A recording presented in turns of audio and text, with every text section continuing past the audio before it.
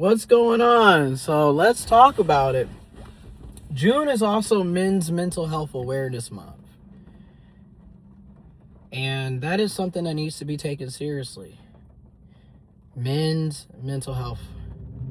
Mental health in general, regardless of gender, but every month there is a different holiday recognition, and there's nothing wrong with recognizing the different holidays, awareness months, recognition, celebrations. Nothing wrong with recognizing, okay? If it ain't something that you're into, that is completely understandable, because I'm not into everything either. But you know what? The stuff that I'm personally not into, guess what? I just don't bother with it, you know? So June is also Men's Mental Health Awareness Month. And I think it's really important we talk about it, because our health, our mental health is just as important as our physical health. And a lot of times mental health is completely left out regardless of gender. But when we look at men, it's always overlooked. But then again, mental health in general is always overlooked. For men, it's like, and I said this before, this is a perspective, my perspective is very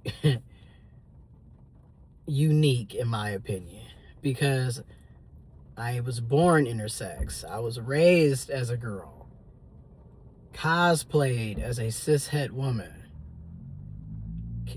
finally was able to come out the closet and be honest with myself and with others.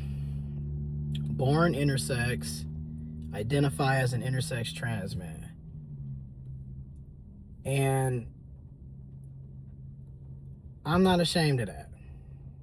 I've had quite the experience. I've had quite the life journey. But I'm nobody special. A lot of us have had quite the experience living and quite the life journey. So I'm nobody special here, right? But I feel like a lot of times for men, boys,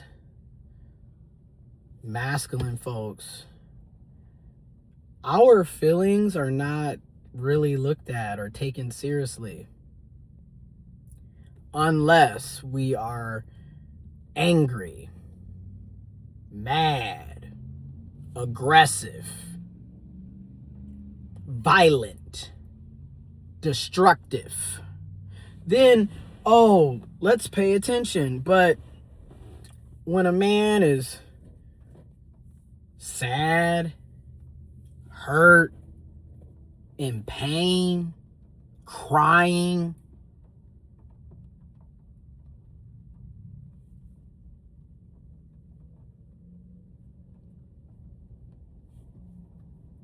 nobody really seems to care. Or it's seen as, I should say, or it's seen as he's weak, he's a punk, he's a loser, oh, man up, buck up, or it's ignored. So mental health needs to be talked about. A lot of men are going through things, have been going through things. They don't have a way to express or ask for help, or even to begin to describe what they're going through, what they've been going through, how they're feeling. They don't have the words. And in some situations, for some men, for some boys, for some masculine folks, even if they have the words, they don't feel anybody's gonna listen, or anybody's gonna care, or anybody's even gonna take the initiative to try to, listen or hear them out or help them or any of that.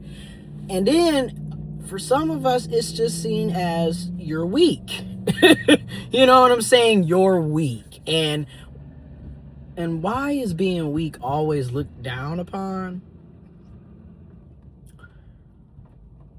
especially in what we perceive as traditional masculinity, which is really toxic masculinity, in my opinion.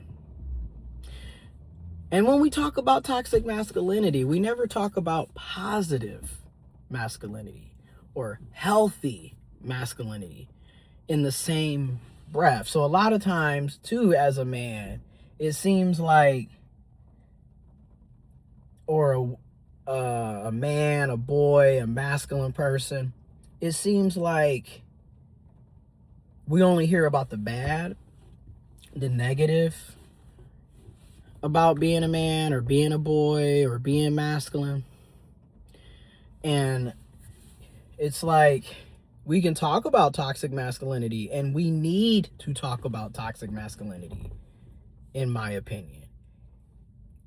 And at the same time, we need to talk about healthy masculinity, positive masculinity. What does it look like? How does it sound? And highlight it when it's happening, too. Nuances, so we can see, so we can learn. But also, as it pertains to sexuality, I'm gay, I'm queer, and I'm proud of that as well. Again, I'm just your ordinary human living a human experience, and it is wild. It's wild. It is quite the experience. But even down to sexuality, if a man is seen as being gay, it's automatically looked at as bad.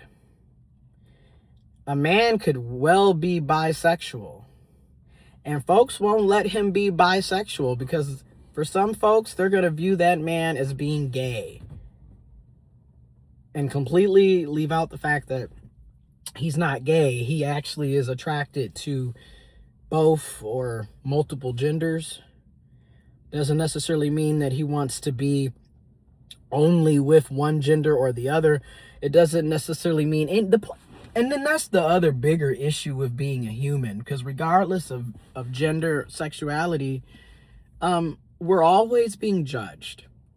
And society is always placing us in these boxes and categories, and if you don't act this way and you don't walk this way and you don't do this, then you're not living up to whatever category or box they decided to put you in.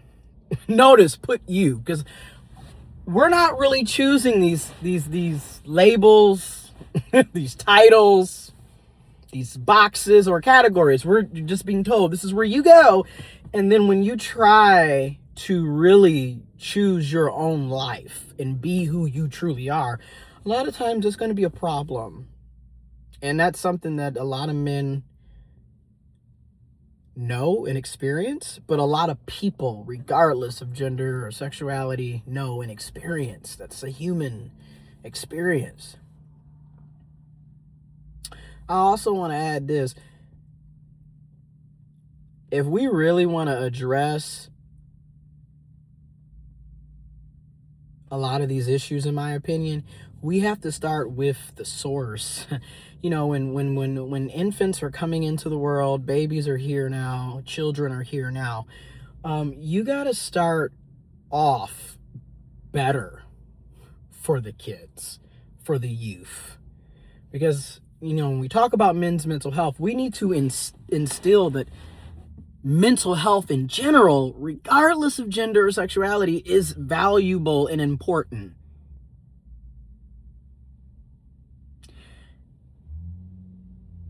But pertaining to men and boys, one way we can do that, pertaining to masculine people, one way we can do that is, stop talking about that's what girls do or that's what boys do, and start talking about this is what a healthy human being does.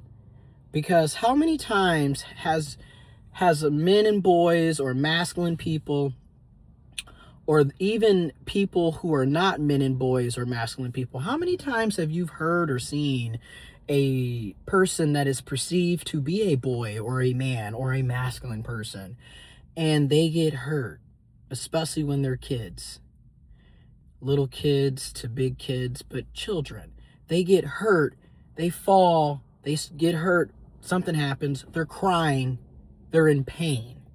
And instead of consoling the child and making sure that the child is okay, in some situations, more often than not, especially if that child is a boy,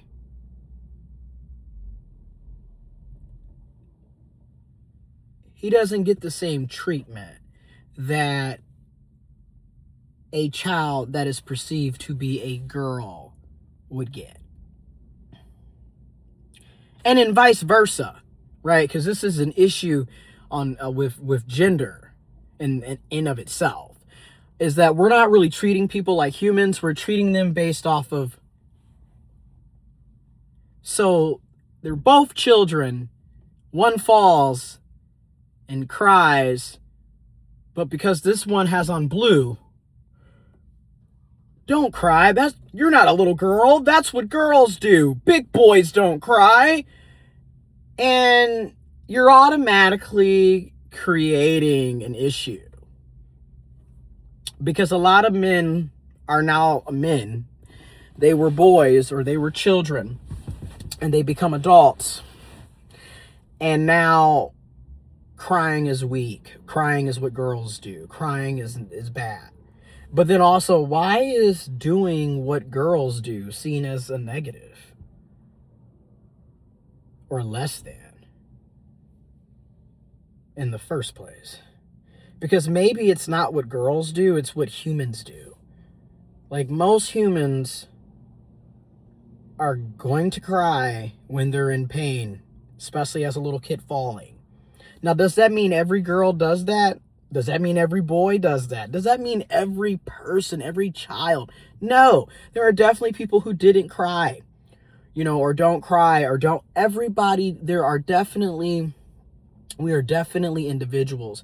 We definitely do things differently. But then there's also similarities. And it's just like, again, if we're telling little boys early on that they can't cry and they can't, have any emotions outside of being angry and mean and violent and assertive and domineering and aggressive. But when he's crying and he needs help, nobody cares. He's less than for doing that. Then you wonder why he's an adult and he doesn't know how to talk about how he's feeling.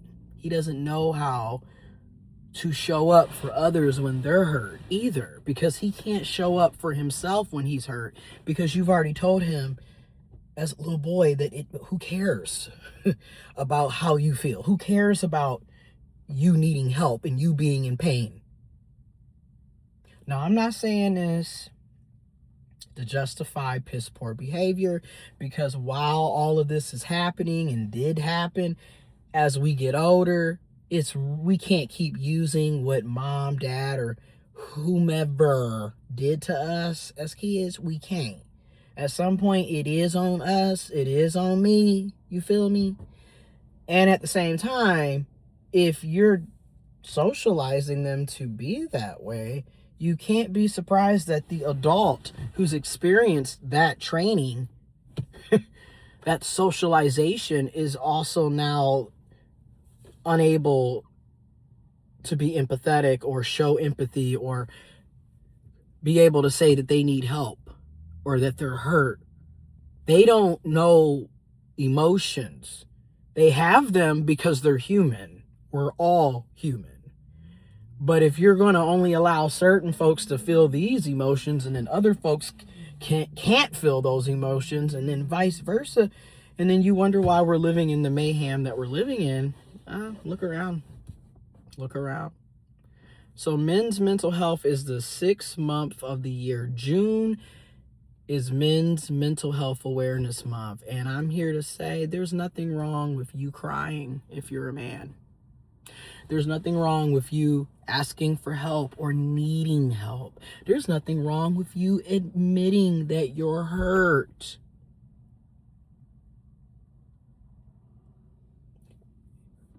Yes, I recommend therapy and counseling all day, every day, but I recognize that that's not always accessible, affordable, or inclusive. I get that. These are problems that we have in society. But I do hope that you know your mental health matters. And people in your life, regardless of gender, should care about your mental health. Because that's just it. I mean, if you love someone and you care about somebody and you respect somebody, you care about their health and well-being, and their health and well-being also includes their mental health. So that's the other aspect of things. A lot of the ish that we say and do impacts the people around us, regardless of how we intended it to be or not. You got a lot of men who don't have support, despite the fact that they've got all these friends or all these brothers, me and my niggas, or me and the boys, me and the fellas, but yet you can't even count on your hand which fella you can go to if you really going through something and you need help for real. And it isn't just men, right? We get that, but this is also the thing. If you can't get in touch with your own emotions, and other boys were raised like you, and now y'all are all men, y'all have similar socialization under the same toxic masculinity, patriarchy, misogyny, etc. So nobody's really learning how to be emotionally available, but it's not always men's fault that they're not emotionally available. Again, look at how they're being socialized. So you got a lot of people out here, men, who need support, who need resources, who need to cry, to be held, to be cared for, to not have to be the one that has to hold everything up 24/7. And it's not just men, because you have a lot of people, you have a lot of women, you have a lot of people and men who feel this way. Mental health got to be serious, got to be taken serious, in my opinion. It's a very serious matter. It should have never been downplayed to begin with. So anyways, information on Men's Mental Health Awareness Month every June each year. As we also recognize Father's Day, Juneteenth, Pride Month, Black Music Month. So many things are recognized in the month of June. And like I said at the beginning of this video, I don't agree with everything going on. I just don't support that, and I go on about my day. But I do acknowledge that others have different reasons for the season. And that's okay. Holy shit. Because I don't think everything revolves around me. Anyways, so information on Men's Mental Health Awareness Month is in the description box below. But for real, your mental health is important. Let that be the message of this video. Your mental health is important.